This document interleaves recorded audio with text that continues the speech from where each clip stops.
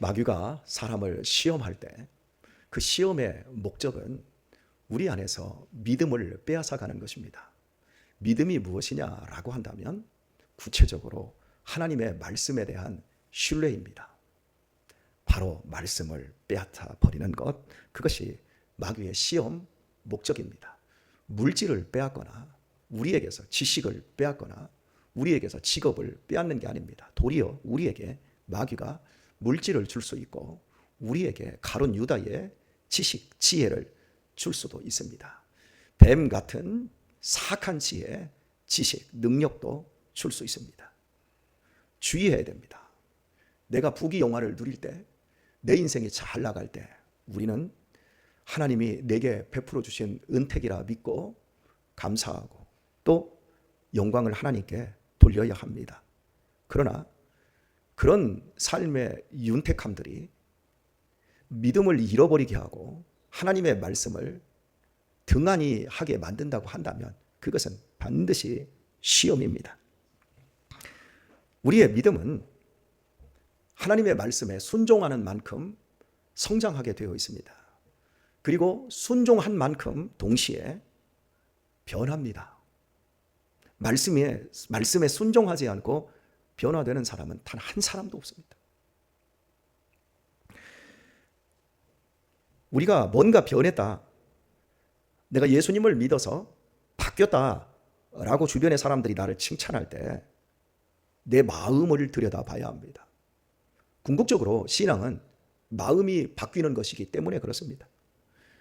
내가 교회를 다님으로 말미암아 주변의 사람들이 참 많이 변했네, 참 좋은 사람 되었네 라고 할 때 이런 소리를 우리가 들어야 되겠지만 바리새인들과 서기관들처럼 마음 중심은 하나도 바뀌지 않고 외적인 행동만 교양 있게 바뀌어 간다고 한다면 그것은 심각한 일입니다.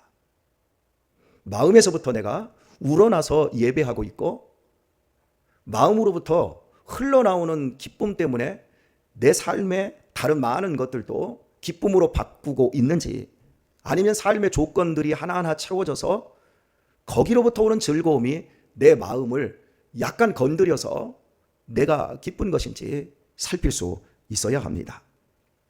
읽은 말씀을 보게 되어지면 오늘 6절부터 13절까지 읽었는데요. 먼저 8절을 한번 보도록 합니다. 8절에 보면 저희가 내 백성의 속죄 제물을 먹고 그 마음을 저희의 죄악에 두는도다. 마음을 어디에 두었어요? 죄악에 두었어요.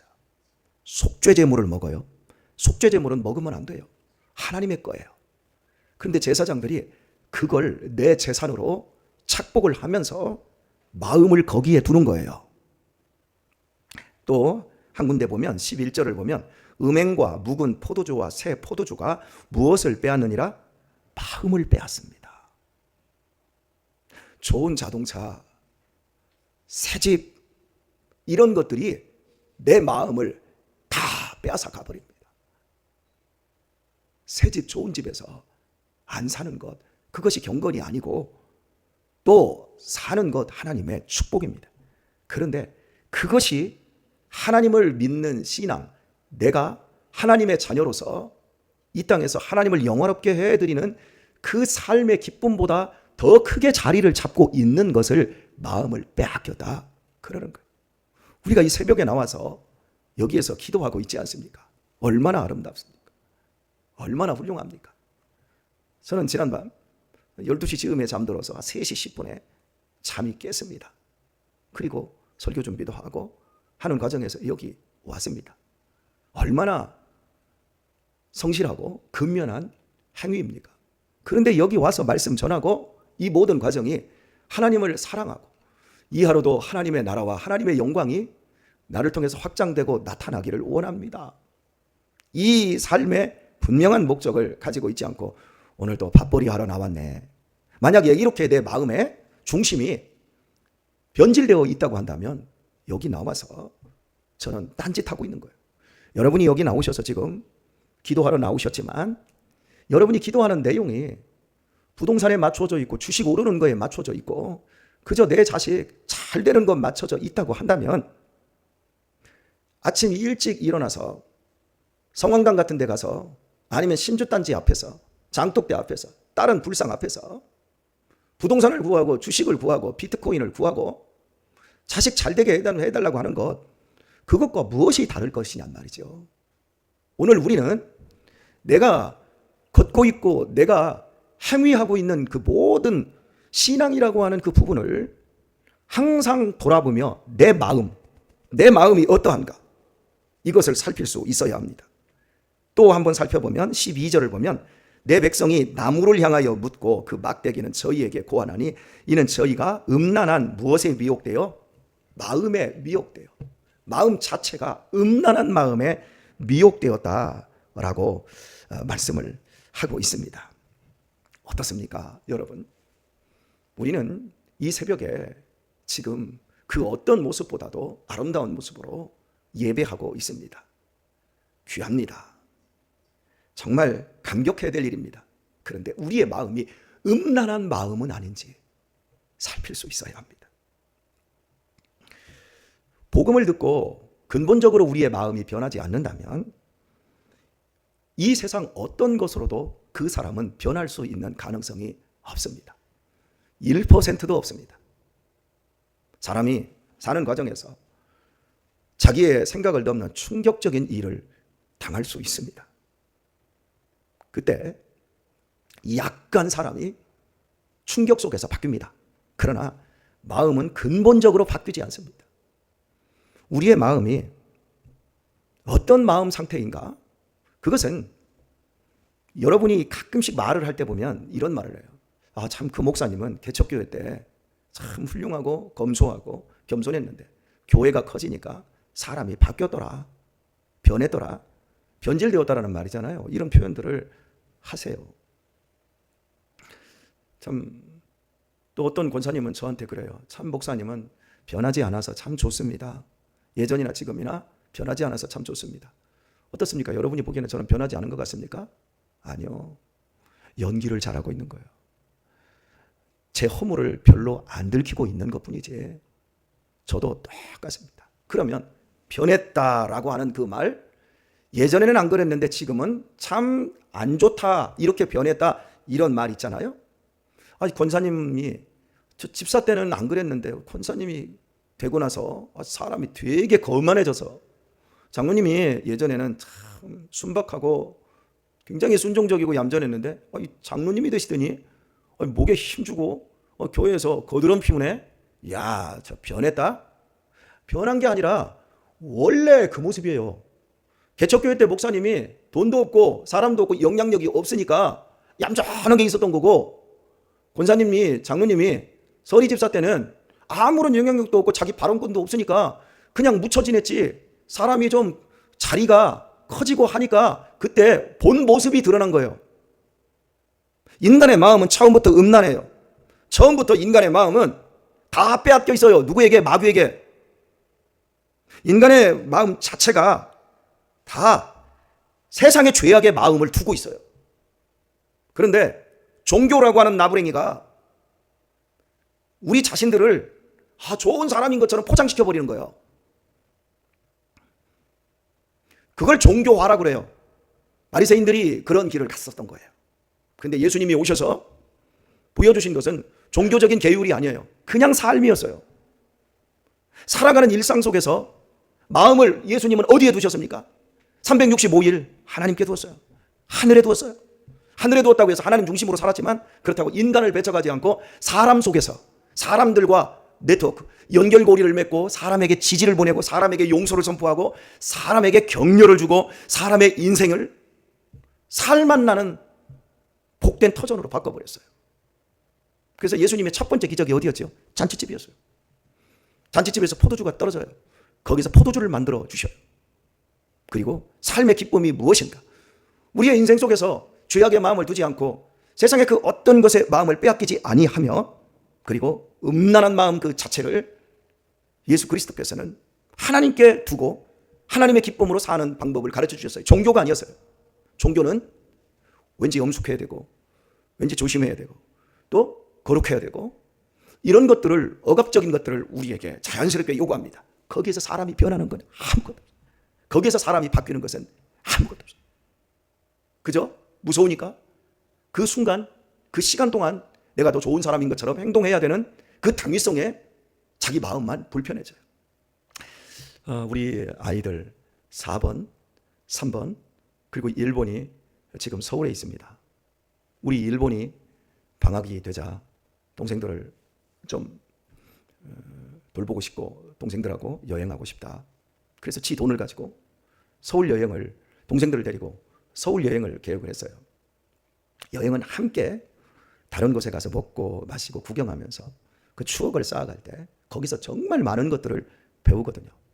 지난 겨울에는, 또 지난 여름에는 우리 일본이 2번을 데리고 부산 여행을 가고 일본 여행을 다녀왔습니다. 앙숙이었어요. 1번, 2번이. 근데 갔다 오더니 인꼬가 돼버려서 서로 얼마나 소통하고 얼마나 잘하는지. 근데 약효가 이제 갔다 온 지 한 5개월 정도 지나니까 약효가 조금 떨어져서 인꼬에서 지금 비둘기 수준이에요. 옛날에는 완전히 무슨 닭하고 고양이가 싸우는 것처럼 맨날 싸웠는데 이제 오늘 3번, 4번 또 1번이 어제 서울에 가서 독수공을 보고 국립박물관에 가고 영화도 보고 가는 거예요. 딱 간다고 하길래 야 고맙다 딸아. 가려면 하룻밤 자고 와라.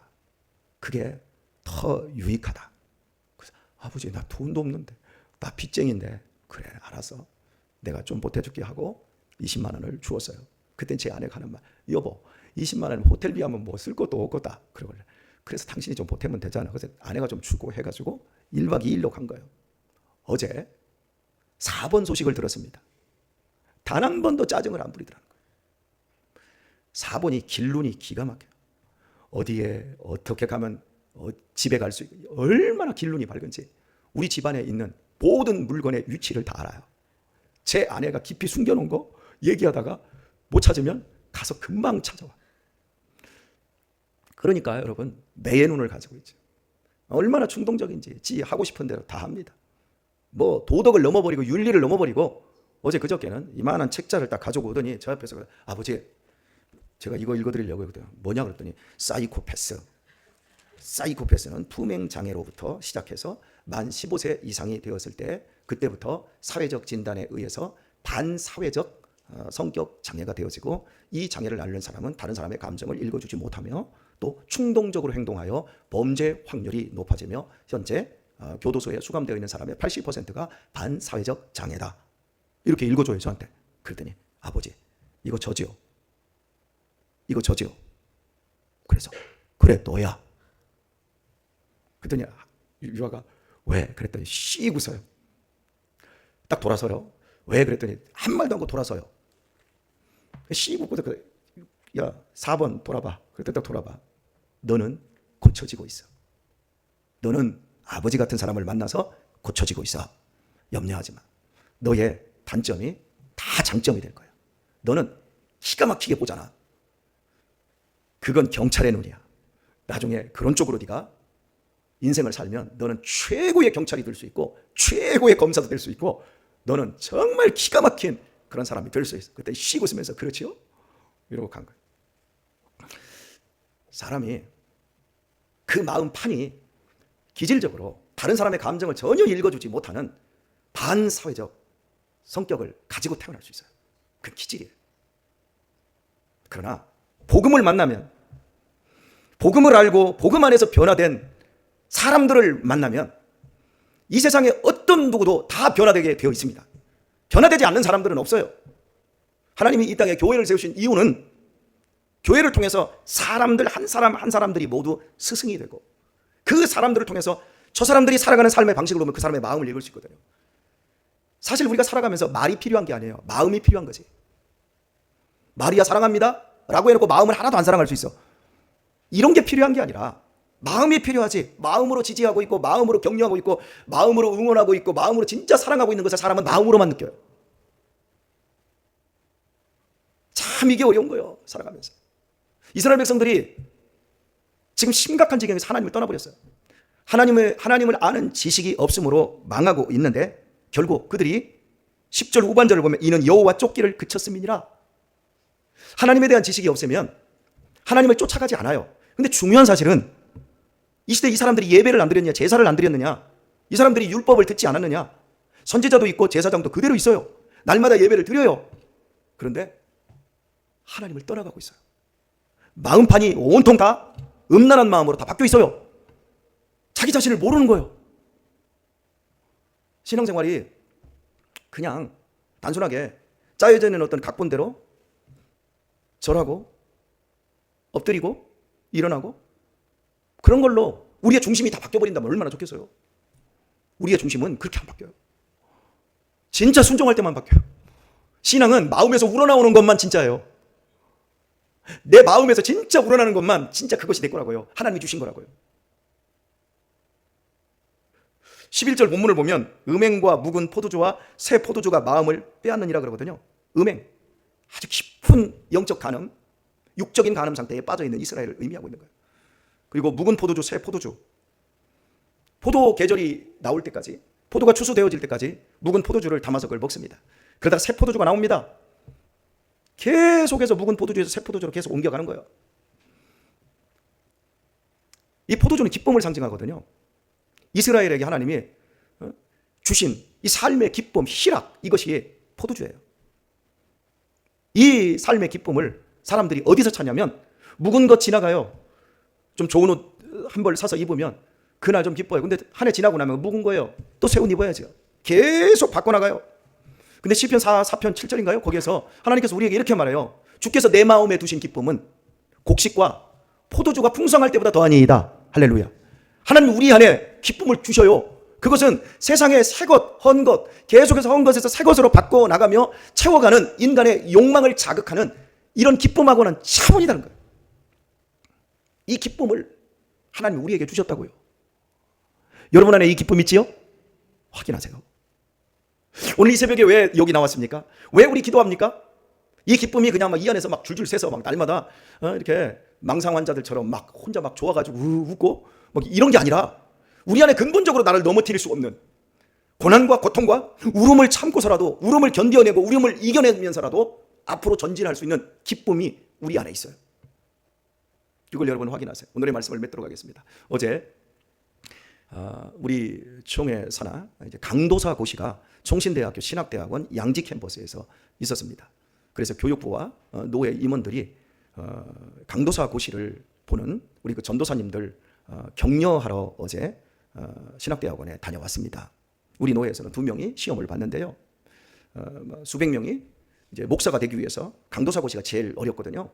떨어지는 사람들도 많고요. 그래서 이제 격려를 하러 갔는데 1시 반에 현관 로비에서 우리 노회의 전도사님 2분을 만나기 위해서 저희가 이동을 하는 과정에서 한 500m 정도를 한 500m나 300m 정도를 저희가 걸어가는데 시험이 딱 끝나니까 전국에 있는 그 모든 전도사님들이 다 모였잖아요. 전도사님들이 막 내려와요. 내려오는데 양복 다 입고 여기다 수건피 딱 하고 이제 학과 시험은 다 끝냈고 이제 점심 먹고 이제 그 식당으로 이동하는 거. 점심 먹고 이제 면접을 보기 위해서 다 식당으로 이동하는데 우리는 식당 쪽에서 올라가고 있었어요. 그 전도사님 2분을 만나러. 그런데 수백 명이 내려오는데 깔끔하고 멋지게 보입니다. 신학대 일반대 나오고 또 대학원 3년 과정 했고 그리고 또 1년 동안 열심히 공부해서 강도사 고시를 치러 왔으니까 다 빛과 번쩍하고 그때가 신학적으로도 지성적으로도 가장 날카로울 때예요. 가장 굉장히 좋을 때예요. 다 내려와요. 내려오는데 한 녀석도 인사하는 친구들이 하나도 없어요. 우리가 걔네들의 다 직속 선배들이잖아요. 그죠? 누구도 인사할 줄을 몰라요. 그런데 딱 오는데 한 친구가 어리숙하게 온 친구가 우리가 딱 가니까 딱 중간에 자리에 딱 서더라고요. 자리에 딱 서더니 우리에게 이렇게 인사하더라고요. 이렇게 인사하면서 딱 하면서 인사 딱 하면서 안녕하세요 선배 목사님들 그러더라고요. 감동을 받았어요 제가. 그래서 제가 전사님 잠시 딱 불렀어요. 어디 살아요? 그랬더니 구리에 산대. 구리에 사랑의 교회에서 목회하는 전도사님들. 그 자리에서 전화번호를 딱 받았어요. 그리고 나 전도사님 기억하고 있을게요. 나 송탄장로교회 목사입니다. 딱 그랬어요. 그리고 5만 원이 있어서 5만 원을 딱 주면서 오늘 시험 딱 끝나고 집에 가면서 과일 사가세요. 딱 드렸어요. 난 그 전도사님 강도사 고시 패스할 줄 믿고 또 그런 전도사님이 목회도 잘하리랍니다. 여러분 그 사람의 마음가짐이 그건 그 사람의 행동이 아니라 그 사람의 마음가짐인 거예요. 그 마음가짐에서 그 사람의 행동이 나오는데 그것은 그냥 단순한 행동이 인사가 아니라 그것은 마음으로 진심으로 목사님들을 존경하고 사랑하는 그 마음. 자리를 우뚝 서는 수백 명 가운데 딱 한 사람, 하나님이 찾는 사람들이 바로 그런 사람들이라는 거예요. 다 똑같이 양복 입고 똑같이 종교라고 하는, 기독교라고 하는, 똑같이 목사, 장로, 권사 이런 입은 그런 모습으로 우리의 종교 나부랭이가 아니라 예수 그리스도의 사람, 진실하게 사람을 섬겨주고 이런 사람, 우리 이렇게 훈련되도록 하십시다. 주님께서 여러분의 마음에 이미 두신 기쁨은 이 세상의 곡식과 이 세상의 포도주의 풍성한 것보다 더 큰 예수 그리스도의 영원한 생명입니다. 이걸 놓치지 마시고 사람들이 변하고 사람들이 축복을 누릴 때까지 우리 아름답게 믿음의 거룩한 인생을 살아가는 우리 귀한 성도님들 다 되시길 예수님의 이름으로 축원합니다.